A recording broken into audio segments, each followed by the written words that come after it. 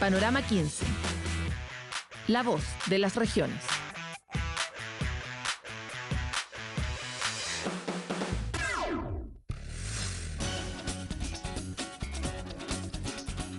Es un chiste repetido de Panorama 15, esto que comentamos habitualmente sobre las brechas que existen entre las regiones y la capital del país, y también las brechas que existen entre el mundo rural y el mundo urbano, las brechas que existen entre las mujeres y los hombres. Hablamos en general de brechas, por eso suena un poco repetitivo. Sin embargo, especificar las brechas y entenderlas termina siendo buena parte de empezar a tratar de solucionar complejamente un problema que es complejo, que es el problema de la desigualdad que se replica a tantas escalas y en tantos niveles en nuestro país. Hoy día tenemos un tema muy interesante y es hablar sobre la educación rural y cómo estamos o no enfrentando como país las necesidades que tiene un sector que es distinto de los sectores urbanos, en lo que en general se orientan todas las políticas públicas, que es como cómo mejoramos estas ciudades que crecen cada vez más. Bueno, pero ¿qué pasa con esa gente que no quiere vivir en la ciudad, vive afuera, tiene una vida distinta y cada vez está siendo más olvidada por la política pública? Hoy día vamos a hablar de educación y para eso estamos con Gonzalo Plaza, director ejecutivo de Puentes Educativos. Gonzalo, muchas gracias por estar en Panorama 15. Hola Paloma, muchas gracias por la invitación. En algo así como 12 palabras, ¿qué es Puentes Educativos? Para que podamos hablar del tema después. 140 caracteres. Puentes Educativos es un proyecto de formación docente que desarrolla habilidades del siglo XXI. Excelente, lo hiciste súper bien. Lo interesante es que este proyecto se enfoca en el mundo rural o tiene un gran despliegue en el mundo rural. ¿Estas habilidades del siglo XXI para el mundo rural son iguales que para el mundo urbano? 100%. Son habilidades que cualquier ciudadano, cualquier niño, cualquier niña tiene que aprender.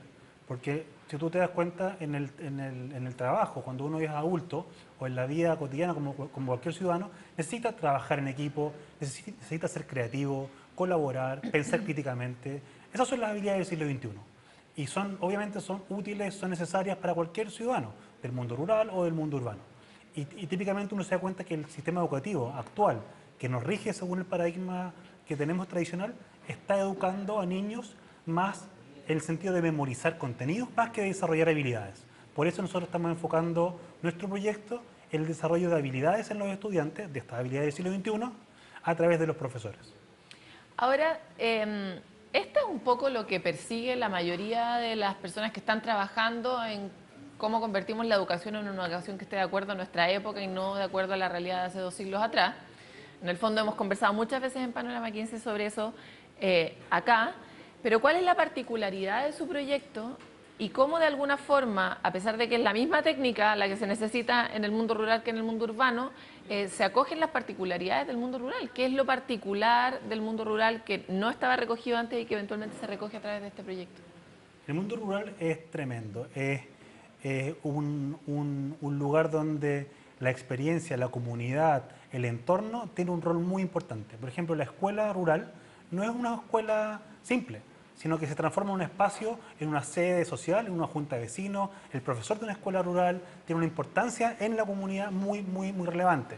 Entonces, se hacen actividades, festividades. Entonces, un espacio más de la sociedad, de esa comunidad, más que meramente de estudiantes y niños y niñas. ¿Y cuáles son las particularidades de la escuela rural que nosotros nos hacen enfocarnos 100% en ellos? Es que, por ejemplo, son escuelas, la mayoría de ellas son multigrado.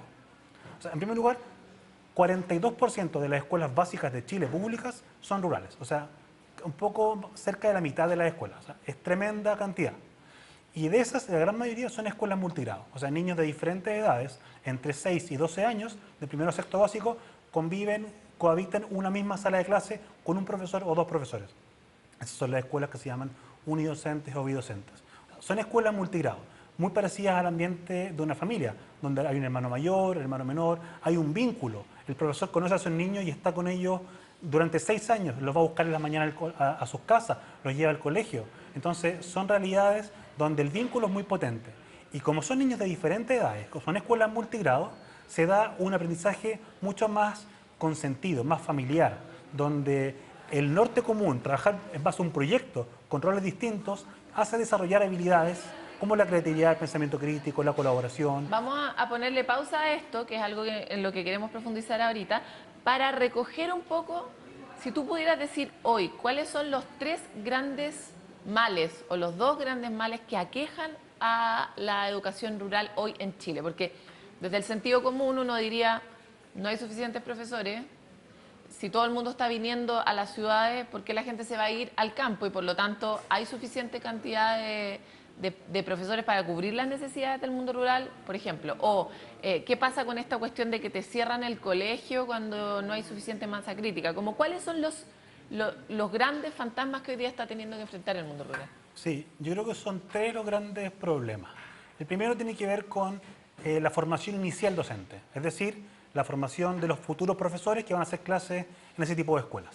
Hoy día, por ejemplo, hay un montón de facultades de educación que tienen la carrera de pedagogía, pero no hay ninguna que esté recibiendo nuevos estudiantes para prepararlos que trabajen en escuelas rurales.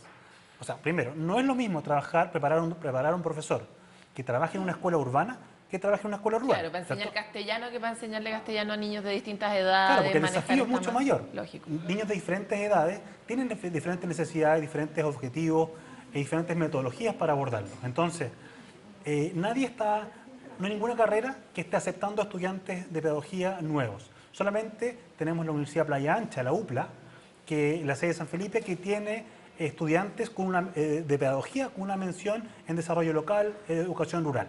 Pero por mala suerte esa facultad no está recibiendo, la cerraron y no está recibiendo nuevos estudiantes. Así también hay 10 universidades más que tienen un consorcio de la red de universidades por la educación rural, pero que tienen diplomados, tienen cursos, pero en definitiva no hay ninguna universidad hoy día que esté formando profesores con un foco rural, salvo la UPLA, pero no está recibiendo más profesores nuevos. Entonces, formación docente es un tema, no tenemos profesores especialistas en desarrollo rural. Los que hay son autodidactas. En segundo lugar, el cierre de escuelas.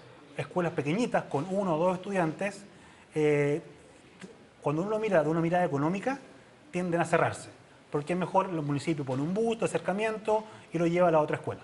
Pero eso es fatal. O sea, cerrar una escuela no es solamente cerrar la escuela, sino que cerrar y matar un poco de la vida comunitaria que hay en esa localidad. La escuela, como decía antes, es un centro un centro social, un centro de encuentro. Entonces, si tú sacas la escuela, por pocos niños que tenga, matas de alguna manera ese espacio. Y en tercer lugar, creo que las políticas públicas hacia el ambiente rural, si bien a principios de los 90 fueron muy exitosas, con el MESE rural, los microcentros, fueron muy, muy buenas, hoy día está carente de una política pública decidida hacia fomentar y revitalizar la educación rural. ¿Y esa política pública debiera hacer énfasis en los 2 primeros puntos que tú dijiste? Ciertamente, la formación docente es un pilar. Otro pilar fundamental es que no se cierren más escuelas rurales por razones económicas. Sí. Avancemos sobre, uno creería que en el fondo la mayoría de las veces que alguien se sienta en esta mesa lo que tiene es una larga lista de las cosas que el Estado, el sistema, nuestra lógica y nuestra cultura deja de hacer por conservar, mantener o dar igualdad a las oportunidades y a las necesidades de las regiones, ¿verdad?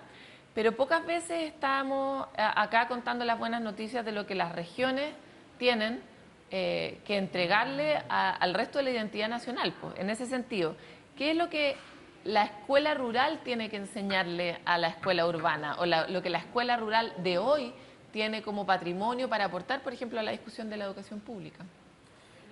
En términos concretos, la escuela rural, al ser en su gran mayoría es una escuela multigrado, con niños de diferentes edades, tiene per se una característica de tener un ambiente de aprendizaje distinto a la escuela urbana.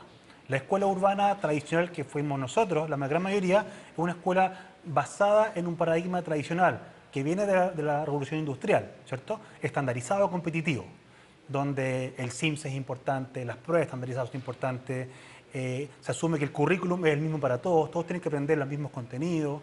Entonces la escuela rural obvia un poco eso y le da una mayor importancia al contexto, contextualiza, tiene un mayor vínculo con el docente con los estudiantes. Las clases, muchas de ellas, lo que nosotros estamos promoviendo son unas clases en base a proyectos, donde, por ejemplo, los niños con el profesor se ponen de acuerdo para hacer un huerto en su escuela, y ese huerto, cada niño tiene un rol, una función, y en base a esos roles, esas funciones, con una meta en común, en base, obviamente, en base a la edad que tengan los estudiantes, esa meta en común va a trabajar la creatividad, la colaboración y estas habilidades del siglo XXI. Y ciertos conocimientos específicos. Obviamente, los contenidos no quedan fuera. Nosotros seguimos propiciando y promoviendo los contenidos educativos que están en el currículum nacional. Nosotros lo que estamos promoviendo es una nueva forma de hacer clases, de entregar los mismos contenidos, pero de una forma que promueva y desarrolle estas habilidades. Cuando uno mira las nuevas, que ya no son nuevas, pero las educaciones alternativas que se ofrecen en lugares como las escuelas Montessori, también se trabaja por proyectos y con alumnos de distintas edades. Podríamos decir que algo que se viene haciendo hace mucho tiempo en la escuela rural es también la tendencia educativa. ¿Cuál es, de acuerdo a su mirada, la cosa mínima que un niño debiera tener para enfrentar el futuro? Sin duda, las habilidades. O sea, a mí no me sirve nada un niño o una niña que termina su educación formal y que sabe el revés y al derecho qué es lo que es el proceso de la mitocondria o un proceso de sinapsis. Son cosas muy importantes. Pero si el día de mañana se enfrenta como ciudadano a cualquier cosa que decida hacer, trabajar, no trabajar, se enfrenta a trabajar en equipo, se enfrenta a pensar críticamente, a cuestionar, a analizar, a interpretar. Esas habilidades son fundamentales para que ese ciudadano se desarrolle en lo que quiera hacer. Le va a dar una igualdad de oportunidades el día de mañana. Más que tener una batería de conocimientos que hoy en día, año 2017, los contenidos uno los puede obtener, es sabido, hace un clic en Google y encuentra contenidos de... Además, quedan atrás inmediatamente. Exactamente, eso es lo relevante. Lo que queda, si uno pasa un colador, lo que queda finalmente son estas habilidades. El saber analizar la información, discriminar la información, comunicarse correctamente, tener un proceso de autonomía en sus quehaceres. Entonces, esas habilidades, esas competencias son las que van a quedar y van a hacer si el individuo es o no exitoso. Gonzalo, se nos acabó el tiempo, pero en súper simple, ¿existe la posibilidad de que un municipio postule a que ustedes trabajen con ellos? Sin duda, el Puente Educativo está abierto a los municipios. Hemos trabajado en 7 años en 95 municipios de la 346 que hay en el país. Pero un municipio se mete a Puente Educativo y dice yo quiero. www.puenteseducativos.cl. Yo quiero. Ahí nos envía un correo y ahí puede postular los municipios, que son los sostenedores hoy en día. No postulan las escuelas porque queremos agrupar, trabajar con toda la red, toda la comunidad de escuelas rurales de cada municipio. Ok. Muchas gracias por estar en Panorama 15. Gracias, Paloma. Hasta aquí llegamos con esta conversación. Parte de lo que tenemos que aprender es a recoger lo que sí hay. En este caso, una metodología que está basada en la necesidad, en la falta de masa crítica de los alumnos. Finalmente ha desarrollado una forma de trabajar que es muy útil para las nuevas necesidades educativas. Y también ver, para variar, las brechas y dónde podemos trabajar, ¿verdad? Con esto nos despedimos y nos vemos otra vez en Panorama 15. VTR presentó